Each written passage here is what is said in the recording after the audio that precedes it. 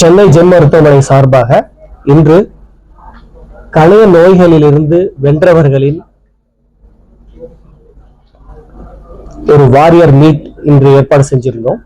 பொதுவா நவம்பர் மாதம் முழுவதுமே பேங்க்ரியாட்டிக் கேன்சர் அவேர்னஸ் ப்ரோக்ராம் அப்படின்னு உலகம் பூராவும் அனுசரிச்சுட்டு வரோம். ஜெம் மருத்துவமனையிலும் ஒவ்வொரு ஆண்டும் இந்த நவம்பர் மாதம் பேங்க்ரியாட்டிக் கேன்சர் அவேர்னஸ் ப்ரோக்ராமை அனுசரிச்சுட்டு வரோம். இந்த வருடம் பேங்க்ரியாட்டிக் கேன்சர் மட்டுமல்ல, பேங்க்ரியாட்டிக் நோய்கள் மற்ற நோய்களும் கேன்சர்ல ஆரம்பிச்சு கணைய கற்கள் மற்றும் பேங்க்ரியாஸ் இன்ஃபெக்ஷன், அக்யூட் பேங்க்ரியாடைட்டிஸ் அப்படின்னு சொல்லக்கூடிய அந்த பேங்க்ரியாட்டிக் இன்ஃபெக்ஷனையும் எப்படி ட்ரீட் பண்ணணும், எப்படி ப்ரிவென்ட் பண்ணணும், அதுக்கான தடுக்கும் முறைகள் என்ன அப்படின்னு வலியுறுத்தி பல்வேறு திட்டங்களை சென்னை ஜெம் மருத்துவமனையில் இன்று அறிமுகம் செய்யக்கூடிய ஒரு விழா இன்று நடைபெற்றது. இதில் இரண்டு முக்கிய அம்சமாக ஒன்று பேன் கெயின் என சொல்லக்கூடிய ஒரு திட்டத்தை அறிமுகப்படுத்தி இருக்கிறோம்.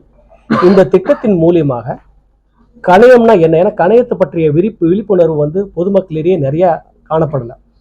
ஒரு இருதயத்துக்கோ கல்லீரலுக்கோ மற்ற உறுப்போ இருக்கக்கூடிய ஒரு விழிப்புணர்வு கணையம் அப்படின்னு சொல்லக்கூடிய ஒரு உறுப்புக்கு இல்லை. கணையம் இருக்குன்னாவே பொதுமக்களுக்கு தெரியறது இல்லை. ஆனால் நோயின் தாக்கம் அதிகரிச்சுட்டு வருது, அதனுடைய கான்சிக்வன்சஸ் ரொம்ப அதிகமாக இருக்குன்ற காரணத்தினால ஜெம் மருத்துவமனை இந்த ஒரு நிகழ்வை பயன்படுத்தி அனைத்து கணைய நோய்களுக்கும் எப்படி தடுக்கும் முறைகள், ஆரம்பகால அறிகுறிகள் வந்தால் யாரை அணுகுவது, அதற்கான சிறந்த சிகிச்சை என்ன அப்படின்னு பல்வேறு பிளாட்ஃபார்ம்ஸ், அது சோஷியல் மீடியா பிளாட்ஃபார்ம்ஸ் மற்றும் பத்திரிகை மூலியமாகவும் ஊடக நண்பர்கள் மூலியமாகவும் இந்த பொதுமக்களுக்கு எடுத்து சொல்லும் விழா நிறைய கேம்ப்ஸ் இது மூலியமா கண்டக்ட் பண்ணலான் இருக்கோம். வரும் ஆண்டு முழுவதும் இந்த திட்டத்தை நம்ம செயல்படுத்தலான் இருக்கிறோம். அதன் துவக்க விழா இன்று நடைபெற்றது. அதன் பெயர் தான் பேன் கெயின். இரண்டாவது திட்டம் பேங்க்ரியாட்டிக் ரேபிட் ஆக்ஷன் ஃபோர்ஸ் அறிமுகப்படுத்தக்கூடிய திட்டம்.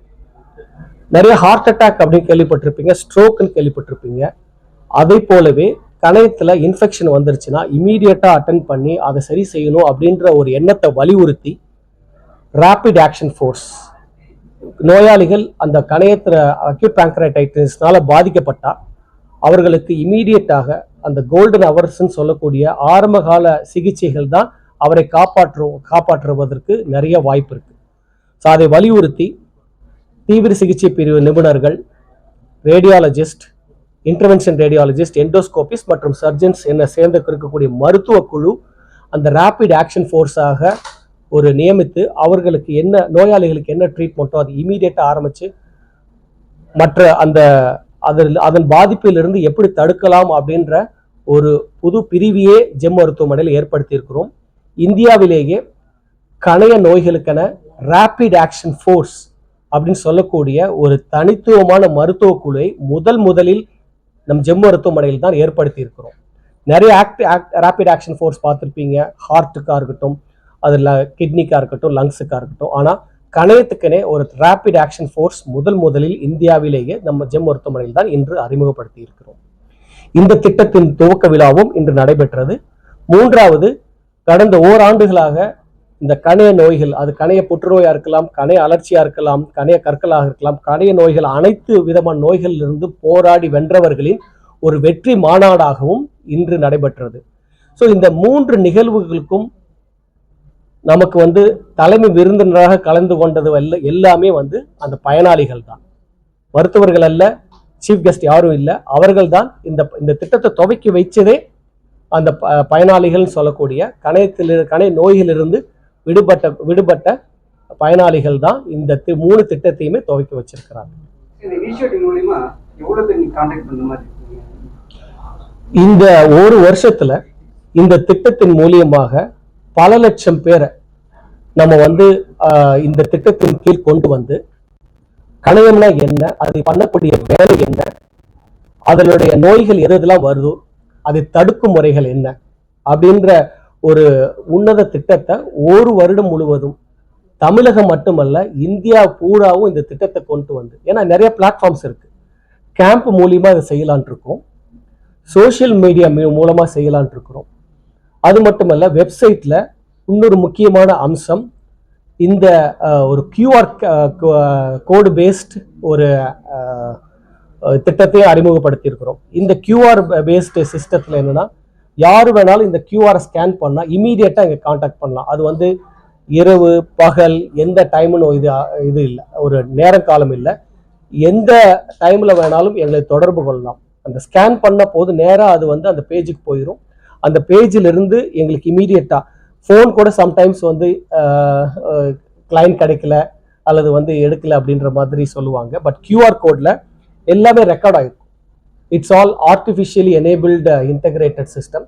அந்த சிஸ்டம் மூலியமாக எத்தனை மணிக்கு கூப்பிடுறாங்க, அவர்களுக்கு என்னென்ன மாதிரி தொந்தரவு, எவ்வளோ அவசரமாக அந்த சிகிச்சை மேற்கொள்ளணும், அவர்கள் வீட்டில் இருந்தாலோ மருத்துவமனையில் இருக்கணும்னு அவசியம் இல்லை, எங்கே இருக்கிறாங்களோ அங்கேயே கைட் பண்ணி நீங்கள் வந்து அந்த ட்ரீட்மெண்ட்டை அங்கேயே ஆரம்பித்து அப்படியே தொடர்ந்து மருத்துவமனை வர வரைக்கும் அல்லது வந்து அவர்களுக்கு என்ன சிகிச்சை தேவைப்படும் அப்படின்னு அவங்களுக்கு வந்து ஒரு கைட் பண்ணுற வரைக்கும் ஒரு திட்டத்தையும் எடுத்துட்டு வர. இதுவும் அந்த பேன் கெயின் அப்படின்னு சொல்லக்கூடிய அந்த திட்டத்தின் மூலியமாக QR பேஸ்டு ட்ரீட்மெண்ட்டை இமீடியட் ஆரம்பிக்கக்கூடிய திட்டமும் இன்றைக்கு செயல்படுத்தப்பட்டது. பேங்க்ரியாட்டிக் டிரான்ஸ்பிளான்ட்டும் பண்ணலாம்.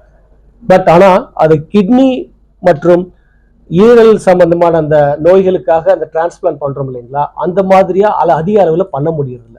இன்னும் கொஞ்சம் அதுக்கு சில டெக்னிக்கல் டிஃபிகல்டிஸ் இருக்கு. உலகம் பூராவும் ஒரு சொற்ப அளவுல தான் அந்த கணைய மாற்று அறுவை சிகிச்சை பண்ணிட்டு இருக்கிறோம். அது இன்னும் அந்த லிவர் மற்றும் கிட்னி மாற்று அறுவை சிகிச்சை மாதிரி ரொம்ப பிரபலம் அடையலை. அதற்கு சில சிக்கல் இருக்கு. ஸோ அது வந்து டெவலப் ஆகும் ஃபியூச்சரில். பேங்க்ரியாட்டிக் டிரான்ஸ்பிளான்ட் அல்லது இன்னொன்று ஐலட் செல் டிரான்ஸ்பிளான்ட். இப்போ நிறைய டைப் 1 டயபெட்டிஸ் பார்த்துருப்பீங்க.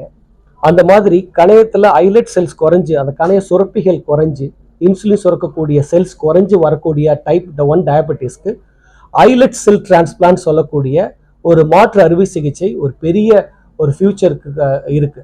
இந்த வரும் காலத்தில் கணைய மாற்று அறுவை சிகிச்சையாக இருக்கட்டும், ஐலட் செல் டிரான்ஸ்பிளான்ட் என சொல்லக்கூடிய நீரிழிவு நோய் பாதிக்கப்பட்டவர்களாக இருக்கட்டும், அது கண்டிப்பாக ஒரு வரப்பிரசாதமாக அமையும். பட் சமீபத்தில் இப்போ அதோடைய எண்ணிக்கை குறைந்த அளவிலேயே குறைந்த சென்டரில் தான் உலகம் பூராவும் பண்ணக்கூடிய ஒரு சூழல் இப்போதைக்கு இருக்கு. கணைய பாதிப்பு வந்து பாத்தீங்கன்னா இப்ப நிறைய பேஷண்ட்ஸ் வந்தாங்க, எந்த ஏஜ்ல வந்து அதிகமா பாதிக்கப்படுறாங்க, எது வரைக்கும் நம்ம வந்து ரெக்கவர் பண்ணலாம்? குழந்தைகள்ல இருந்து பெரியவங்க வரைக்கும் இந்த கணைய நோய்கள் எல்லாத்தையும் பாதிக்கப்படும்.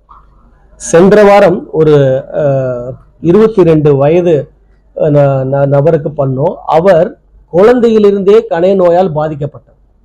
கிட்டத்தட்ட 5-6 வருடங்கள், 5 வயது குழந்தையா இருக்கும் போதே அவர் கணையம் சுருக்கம், கணைய கற்கள் ஏற்பட்டு படிப்படியா மருத்துவ சிகிச்சை இருந்துட்டு இருக்கிறாரு. 22வது வயசுல நம்ம பார்க்கும்போது அவருக்கு கல் ரொம்ப பெருசானது தெரிஞ்சு அவருக்கு லேப்ரோஸ்கோப் மூலியமா சிகிச்சை பண்றோம். இதை நான் ஏன் சொல்றேன்னா, வயது வித்தியாசம் பாராமல் குழந்தைகள்ல இருந்து பெரியவங்க வரைக்கும் எந்த விதத்திலையா இருந்தாலும் எந்த வயதினராக இருந்தாலும் கணைய நோய்கள், கணைய கற்கள், கணைய புற்றுநோய் இந்த மாதிரி ஏற்படும். பட் ஜென்ரலா பார்த்தோம்னா ஒரு 30 வயசுல இருந்து 60 வயது வரைக்கும் இந்த கணைய நோய்களை அதிக அளவில் பார்க்கணும். ஏன்னா அந்த சமயத்தில் நம்ம சரியா சாப்பிட மாட்டோம், சுகர் வரும், அப்புறம் வந்து கணையத்தில் கட்டிகள், நீர்க்கட்டிகள், கற்கள்லாம் தோன்றும். அதுக்கு பல்வேறு காரணங்கள் இருக்கு. சாப்பாடுல ஆரம்பிச்சு மதுப்பழக்கம், எல்லாத்துக்கும் மதுப்பழக்கம் இருக்கிற எல்லாத்துக்கும் கணைய நோய்கள் வராது. அதே போல கணைய நோய்கள் இருக்கிற எல்லாத்துக்கும் மதுப்பழக்கம், புகையிலை பழக்கம் அப்படின்னு இருக்குன்னு சொல்ல முடியாது. ரொம்ப ஆர்கானிக் ஃபுட் சாப்பிட்றவங்களுக்கும் சில பேருக்கு இது தொற்றும். ஸோ அதனால் நம்ம வந்து யாரா இருந்தாலும் இந்த ஆரம்பத்தில் இருக்கக்கூடிய கணையம் சம்பந்தப்பட்ட அறிகுறிகள், அது மஞ்சள் காமாலையா இருக்கலாம், வயிற்று பொறுமலா இருக்கலாம், பின் வயிற்றில் ஏற்படக்கூடிய வலியா இருக்கலாம், எதுவாக இருந்தாலும் அது கணைய நோய்களா இருக்குமோ அப்படின்னு மருத்துவரை அணுகி அவங்களுக்கு வந்து கிளாரிஃபை பண்ணி நம்ம கிளியர் பண்ணிக்கிறது நல்லது. ஸோ அதான் இது வந்து கணைய நோயை பற்றி தெரிஞ்சுக்கங்க, ஆரம்பகால அறிகுறிகளை அறிந்து கொள்ளுங்கள், தகுந்த சிகிச்சை பெறுங்கள் அப்படின்னு நம்ம வந்து வலியுறுத்தும் விதமாகத்தான் இந்த பேன் கெயின் அப்படின்ற இந்த ஒரு சமுதாயத்தை தேர்ந்த இந்த திட்டத்தை நம்ம வந்து அறிமுகப்படுத்திருக்கோம்.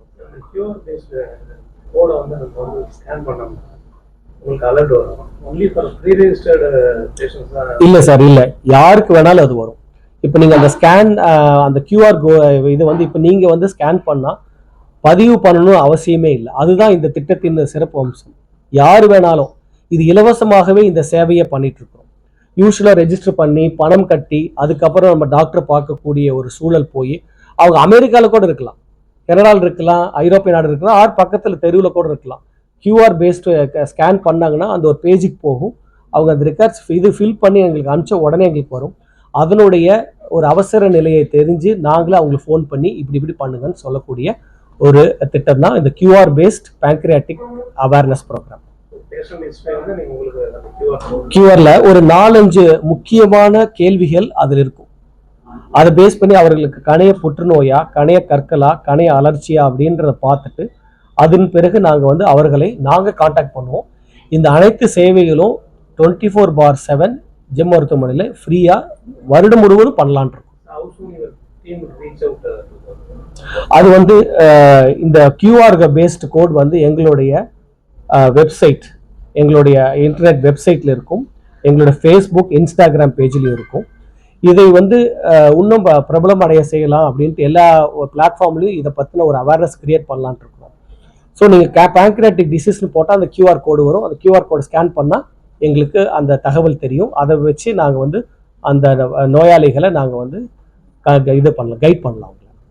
இப்போ இங்கே நோயாளிகள்ல பல பேர் ஏற்கனவே மற்ற ஹாஸ்பிட்டல்ல பார்த்துட்டு தான் இங்கே வந்திருக்காங்க. அங்கே ஃபெசிலிட்டிஸ் இல்லாமல் இருந்திருக்கலாம், இல்லைன்னா இது மேலே முடியாதுன்னு சொல்லி இங்கே வந்திருக்காங்க. ஸோ இங்கே என்னென்ன மாதிரியான ட்ரீட்மெண்ட்லாம் கொடுக்குறீங்க, எந்த ஸ்டேஜ் வரைக்கும்? கணைய நோய்களுக்கு சாதாரணமாக புறநோயாளிகள் சொல்லி ஓபி பேஷண்ட்டை பார்த்து சிம்பிளாக முடிக்கக்கூடிய மைல்டு அக்யூட், டாக்டர் ஸ்ரீவத்சன் சொன்னார், மைல்டு அக்யூட் பேங்க்ரைட்டிஸில் ஆரம்பித்து ரொம்ப உயிருக்கு ஆபத்தான ஒரு சூழலில் கொண்டு போய் விடக்கூடிய நோய்கள் வரைக்கும் எது வேணாலும் இருக்கலாம். ஸோ அதுக்கு நம்ம தயாராக இருக்கணும். இப்போ நீங்கள் சொல்கிற நிறைய ரெஃபரல் பேஷண்ட்ஸ் வருது. அதுக்கு காரணம் ஜெம் மருத்துவமனையில் இருக்கக்கூடிய டீம் ஆஃப் டாக்டர்ஸ். இப்போ நான் மட்டும் பண்ண முடியாது, நான் சர்ஜனாக இருக்கிறேன், நான் மட்டும் பண்ண முடியாது. மேடம் எங்களுக்கு ஒரு மருத்துவ குழுவின் கம்ப்ளீட் அந்த டீம் போர்டோடைய இது இன்புட்ஸ் தேவை. ஸோ அதனால எங்களுக்கு மெடிக்கல் டீம் இருக்கணும், அது மல்டி ஸ்பெஷலிஸ்ட் இருக்கணும். ஒரு surgeon, ICU specialist, எண்டோஸ்கோபிஸ்ட், intervention radiologist இருக்கணும். அதற்கு தகுந்த உபகரணங்கள் இருக்கணும், எக்யூப்மெண்ட்ஸும் தேவை எங்களுக்கு. இப்போ நான் லேப்ரோஸ்கோப் பண்ண, லேப்ரோஸ்கோப்பில் அதிநவீன ஒரு இது எக்யூப்மெண்ட்ஸ் வேணும், ரோபோட்டிக் சர்ஜரிக்கான எக்யூப்மெண்ட்ஸ் வேணும். அதே மாதிரி அவருக்கு ஸ்கேன்ல எப்படி எந்த இடத்துல அந்த நீர் இருக்குது, அதை எப்படி எல்லாம் உறிஞ்சலாம் அப்படின்ற ஒரு எக்யூப்மெண்ட்ஸும் வேணும். கடைசியாக அதற்கான கட்டமைப்பும் வேணும். சரி, இந்த மூணும் இருக்கக்கூடிய ஒரு இடத்துல அந்த கணைய நோய்களுக்கான ட்ரீட்மெண்ட் எந்தவித டிலே இல்லாமல் இருக்கும், கிடைக்கும். அது மட்டுமல்ல, எந்தவித நம்ம பீட்டிங் அரௌண்ட் புஷ் நேராக இவர் எண்டோஸ்கோபிக் சிகிச்சைக்கு சரியாகவார், இவர் அறுவை சிகிச்சைக்கு சரியாவாருன்னு சொல்லிட்டு நாங்கள் சார்ட் அவுட் பண்ணி பண்ணுறதுக்கு எங்களுக்கு எல்லா இன்ஃப்ராஸ்ட்ரக்சர், எல்லா வசதியும் இருக்குன்றதுனால நிறைய இந்திய அளவில் பேங்க்ரியாட்டிக் டிசீஸ்க்கு ஜெம் மருத்துவமனை ஒரு ரெஃபரல் சென்டராக விளங்கிட்டு இருக்கு. கவர்மெண்ட் இன்சூரன்ஸ்ல இது கவர் ஆயிருக்கும். இது எல்லாமே, அதாவது சில இது கவர் ஆகாதது. பட் 75% கணைய நோய்களுக்கான சிகிச்சைகள் முதலமைச்சரின் விரிவான காப்பீட்டு திட்டமாகட்டும், இது நம்ம கவர்மெண்ட் எம்ப்ளாயி ஸ்கீம்ல இருந்து எல்லா இன்சூரன்ஸ் ஸ்கீம்லயும் இது கவர் ஆயிருக்கு. சில டிசீஸ் கவர் ஆகல, அதை வலியுறுத்தவும் செஞ்சுட்டு இருக்கோம். எல்லாத்தையும் கவர் பண்ணணும் அப்படின்னு வலியுறுத்தவும் செஞ்சுட்டு இருக்கோம். இப்போ ரோபோட்டிக் சர்ஜரிக்கு இன்சூரன்ஸ்ல ரொம்ப கொடுக்கறது இல்லை, நம்ம பண்றோம். பட் அதோடைய காஸ்ட் ஒன்று ஹாஸ்பிட்டல் அப்சர்வ் பண்ணோம் அல்லது பேஷண்ட் அப்சர்வ் பண்ற மாதிரியான சூழல் இருக்கு.